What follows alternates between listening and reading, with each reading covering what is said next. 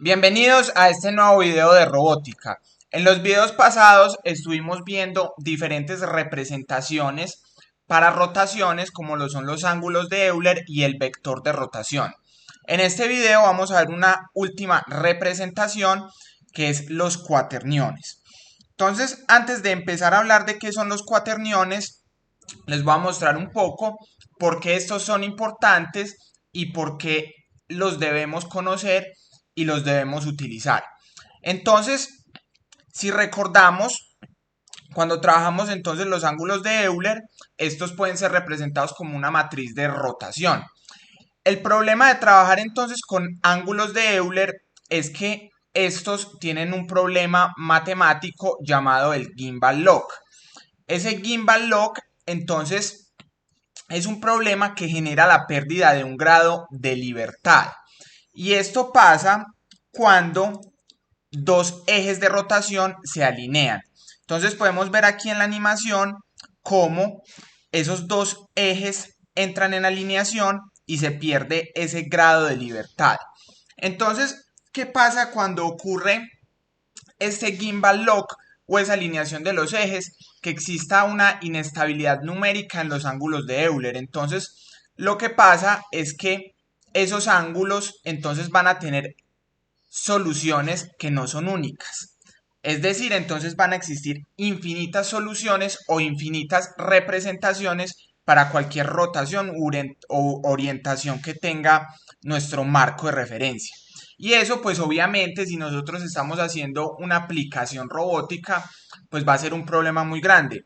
O por ejemplo imagínense si tuvieran un avión como mostramos aquí en la animación. Imagínense el problema si tuviéramos infinitas soluciones o infinitas representaciones para una orientación específica del avión. Podría ocurrir un accidente. Entonces, para solucionar esto, generalmente se emplean entonces los cuaterniones. Entonces, los cuaterniones son otra representación de rotaciones y utilizan una notación de ángulo eje, similar a como vimos en el vector de rotación. Estos cuaterniones entonces son numéricamente estables y lo más importante es que garantizan una representación única para cualquier rotación. Por lo tanto, entonces no tienen este problema del gimbal lock. Entonces, de forma general, los cuaterniones normalmente se les encuentra con esta letra Q, aunque dependiendo del texto de la literatura pueden tener diferentes notaciones, pero en general son un vector de 4 posiciones, en donde vamos a tener una posición QW, que generalmente se le conoce como la parte real del cuaternión, y esta parte real está íntimamente relacionada con el ángulo de rotación θ de nuestro vector de rotación. Ahora, las otras 3 posiciones son QX, QY y QZ, que se les conoce como la parte imaginaria del cuaternión, llamémosla I, y estas 3 entradas van a estar relacionadas propiamente con las componentes X, Y, Z del vector K de rotación y con el ángulo de rotación. Entonces, miren como tal que el cuaternión tiene propiamente una entrada que está relacionada con ese ángulo y otras 3 entradas que tienen que ver con el eje de rotación o el vector de rotación sobre el cual estamos aplicando esa rotación en nuestro marco de referencia. Ahora, es muy importante aquí tener en cuenta una cosa y miren que en, en esta descripción pues tengo QW en la primera entrada. También es posible que encuentren en algunos paquetes de Python o MATLAB que ese QW está en la última. Entonces van a tener un cuaternión que va a ser XYZ o QX, QY, QZ y W en la última entrada. Pero no importa, es lo mismo, sigue siendo una representación del cuaternión que tiene 4 entradas en las cuales esa parte W es la parte real y las otras 3 entradas son la parte imaginaria que tiene que ver con el vector de rotación. Ahora, estos 4 parámetros o estas 4 entradas también se les conoce como parámetros de Euler. Y también van a encontrar entonces notaciones de este estilo. en donde esa QW va a ser epsilon 4 y QX, QY y QZ van a ser epsilon 1, epsilon 2 y epsilon 3. Ahora, ¿cómo calculamos esas entradas de nuestro cuaternión? Muy sencillo.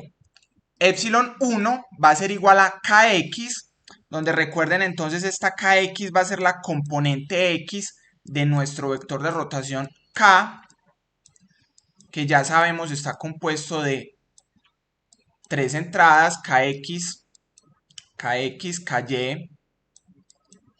y Kz.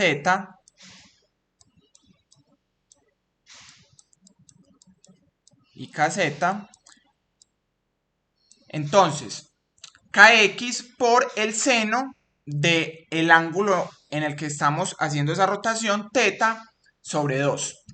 Epsilon 2 va a ser Ky seno de teta medios y epsilon 3 va a ser Kz seno de teta medios. Entonces miren que, como les estaba mencionando, epsilon 1, epsilon 2 y epsilon 3, que son equivalentes a Qx, Qy y Qz, pues van a estar relacionados con esas entradas o con esas componentes del vector de rotación.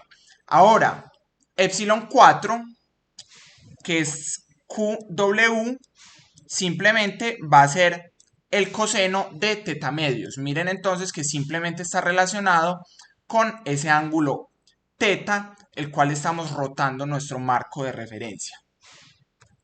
Ahora, algunas generalidades de estos cuaterniones.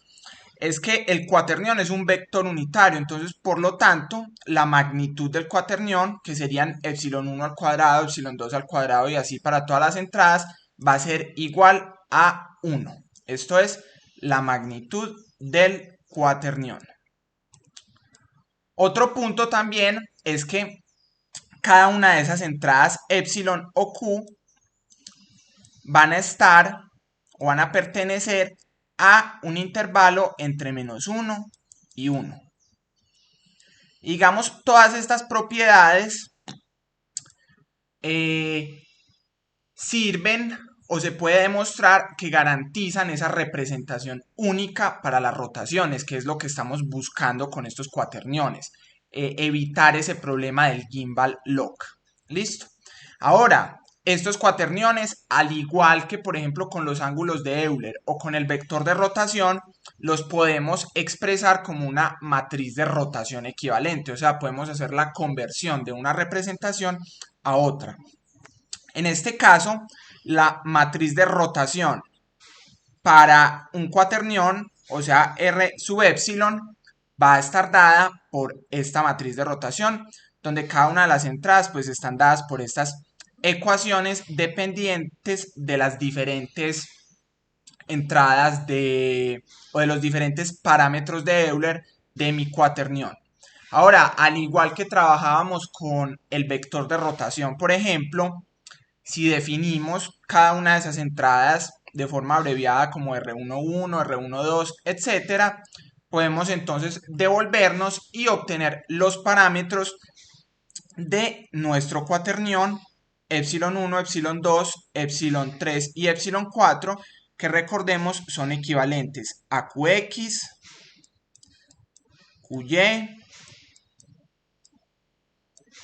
Qz y QW. Esto es nada más para que recuerden las diferentes notaciones que se pueden encontrar. Entonces miren que al igual que con las otras representaciones podemos ir de una representación a otra.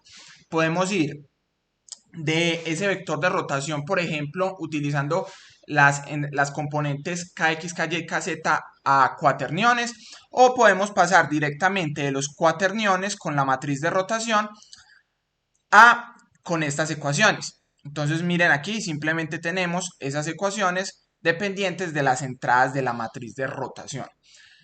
Listo.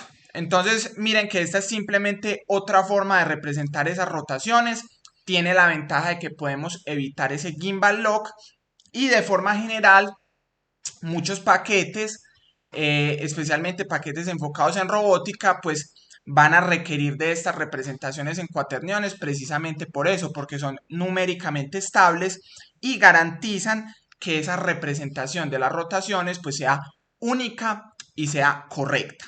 Entonces, eso fue todo por este video. Espero haya quedado claro qué son los cuaterniones y cuál es su utilidad. No olviden suscribirse al canal, darle un like al video y estar pendientes de los próximos tutoriales.